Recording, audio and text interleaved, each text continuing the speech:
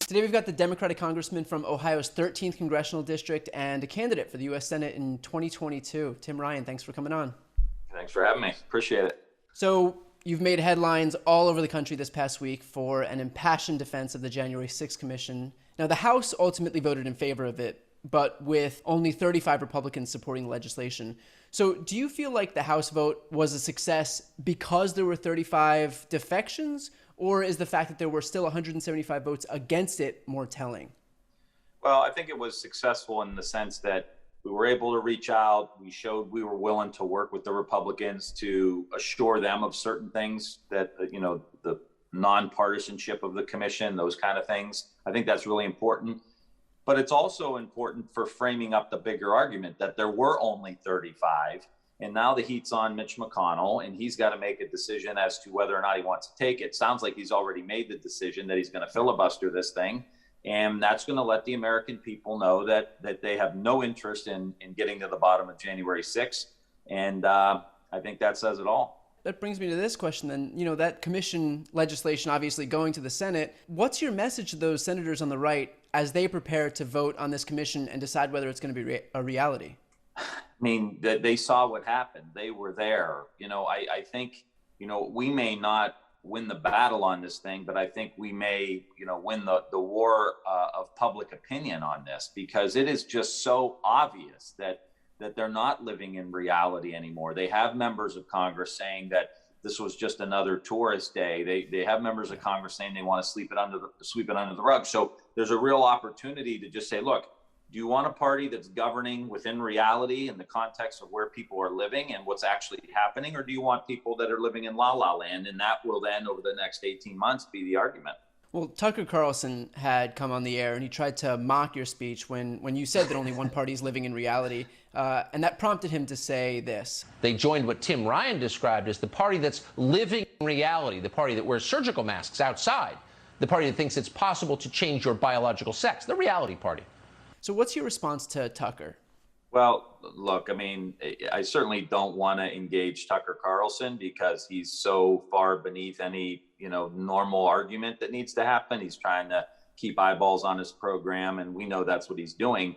But they're saying that January 6th, Trump didn't have anything to do with it, that, it was just another tourist day. They did not act on it. They're talking about Dr. Seuss. They're talking about Mr. Potato Head.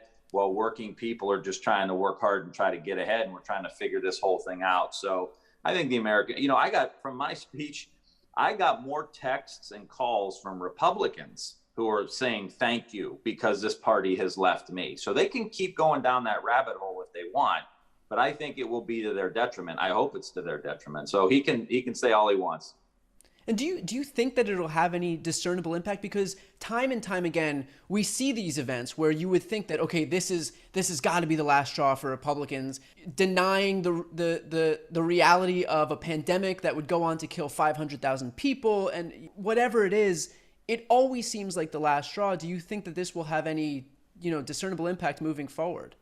The difference is now, I think, we are actually delivering for people. So this isn't any longer a theoretical discussion. Democrats, Republicans, gridlock since 2010. We weren't able to do everything we wanted. Trump got in.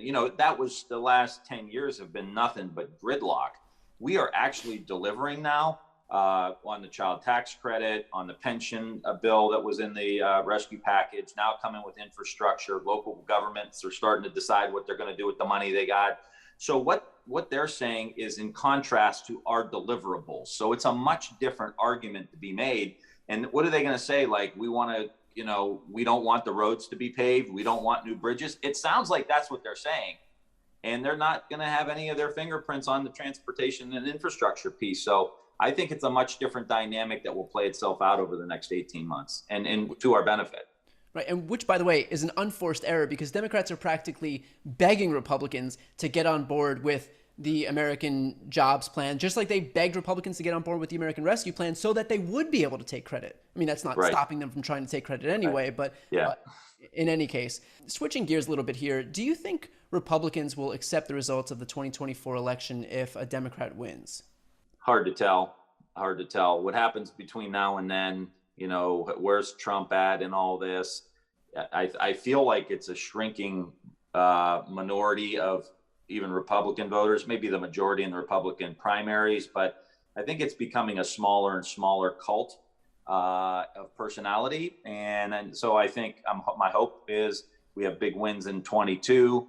And then in 24, this is largely past us, especially with the news cycles and the information age and all of that. I'm hoping that it finds its way into the dustbin of history.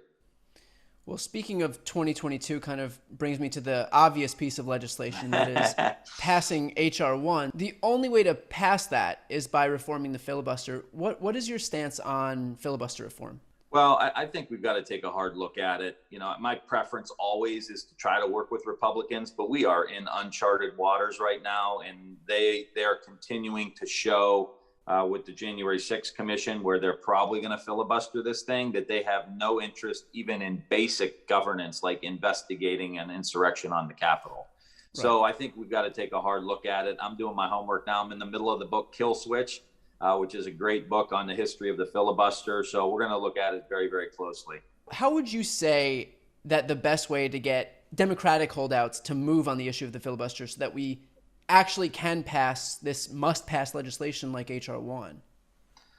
Well, I think it's going to take maybe a little bit of time. And I know we're in an impatient society and there's a lot of urgency around what we need to do.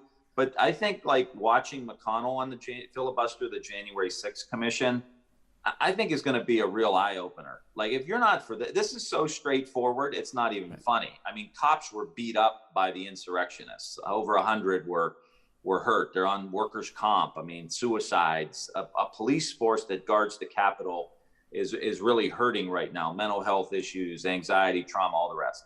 If you can't pass an investigation into that, how are you going to be a real honest broker around infrastructure and other things? So I think letting that play out a little bit to sink in for some who maybe have taken a little bit of a harder stance on it, to let them realize that, and let the American people too come along for the ride too and see, like, look, Biden keeps going. Biden keeps trying. He's got them to the White House. We keep trying to engage them. They got nothing. So at some point, I think, especially around the election security, especially around the civil rights stuff, it hopefully will open people's eyes to how important this is. And this should be a gimme, by the way, for Republicans. This is a party that has branded itself, the back the blue party. If you can't move forward with legislation creating a commission to investigate this, you've really proven that your entire branding has just been a farce since the beginning. It's all political, and I think the American people are starting to see that around it. We're for defunding the police, but when we funded police, that local government money we sent out can be used for first responders and hazard pay and support local government so police and fire don't get laid off. Doesn't mean you don't want to get bad cops out. Of course, we want to take out any cancer that's in those local departments. But then you turn around and say, these cops we watched on TV, the whole world watched them get hit with lead pipes and sprayed with pepper spray, and you do nothing. I think that becomes apparent to most voters. So you represent a district and a state in the heart of the Rust Belt. That's a region that's been hit especially hard by a loss of manufacturing jobs that had defined it, basically. So what's the response been to pending legislation like the American Jobs Plan? And even despite the way that Ohio has been trending redder, has there been any blowback that you've seen to Republicans that oppose it? And I mean that honestly, because, we see Republicans opposing stuff all the time that has 60, 70, 80% support, and yet somehow they don't seem to face a ton of consequences for it. It's starting to sink in. I was at a Teamster rally yesterday up in Toledo, and the pension bill reform that was in the original rescue bill, 40,000 Teamsters in Ohio were made whole through their pension. Not a lot of Democratic voters in the rank and file of the Teamsters. And they were saying, man, this is the first time the government's ever done anything for us. And they know who did it. That's going to sink in. The child tax credit, which is going to hit in July, $300 a month for all these these are working families. We want people to work hard, play by the rules, do the right thing. Instead of, be on the public dole. That's what we hear from the other side, right? Here's working people getting a little boost to lift their kids up. That's going to start hitting. So as these start to hit, I think the narrative begins to change. I don't think Ohio went red. I think Ohio went Trump. And I look at these other candidates in the Senate race and other congressional races. They can't cast the spell like Trump did on so many voters. That's a good segue into the 2022 race coming up. So you're running for the U.S. Senate. What's your pitch to voters? If I'm a moderate Republican or even a non-voter, how do you get my vote? Ohioans been working harder than ever before, doing everything right, and they still can't get ahead. And they need a senator who's going to fight like hell to cut them in on the deal and work with business too. I mean, this is not just cut workers in; it's about working with businesses to help them become more competitive. Because when you look at what China's doing, you look at what foreign countries are doing, they are trying to displace us economically. And we have to make sure that we are able to compete. And I will just say, we have the agenda around building electric vehicles, batteries, charging stations, to actually make things again in the United States and grow the economy, grow businesses, and cut workers in on the deal. We need a senator who's going to do that, not a senator that's going to talk about, Dr. Seuss and all this other garbage. Well, more broadly, you look at Ohio, you look at Iowa, you look at Indiana. Those were states that Obama won a decade ago. And now, you tell someone that a Democrat's trying to win in Indiana, you get laughed out of the room. Where are Democrats falling short in these states? Is it our messaging? Is it just that the culture war bullshit issues that air nonstop on Fox News are just too potent? What do we change here?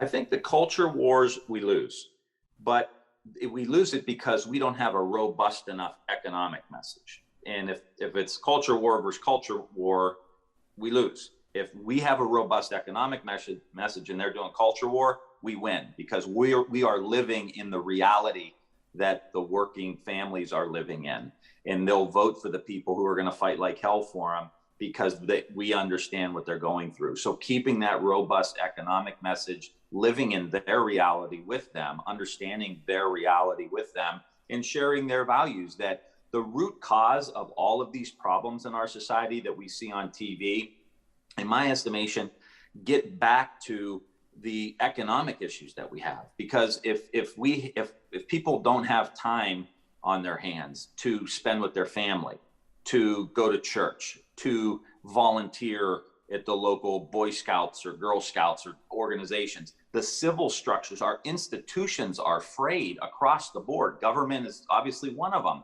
Why? Because people don't have time to do stuff anymore. Like, the old timers used to do, because they would work. And my grandfather, he was a steel worker. He was a treasurer in his union. He was the lead usher at Our Lady of Mount Carmel Catholic Church. He ran the beer tent for the festival at the church, right? He had a good job that paid the bills, and he didn't have to work 7 days a week. So he was able to do all of these other things to build the community up. And so that's why we've got to focus on the economy, not just for the economic purposes, but also for building out the broader society. Yeah, that's a great point. Especially, we're going up against a party whose priority here is entrenching tax cuts for millionaires and billionaires and corporations. So it should be, we should just keep moving forward with that message. I want to finish up here. As it stands, Ohio is a pretty deeply gerrymandered state, but that map's going to be redrawn this year, and there's a bipartisan redistricting commission. So obviously there's major implications for the House, which is going to be an uphill battle in 2022. Do you expect that the maps that come out of that commission will be truly fair? Probably not.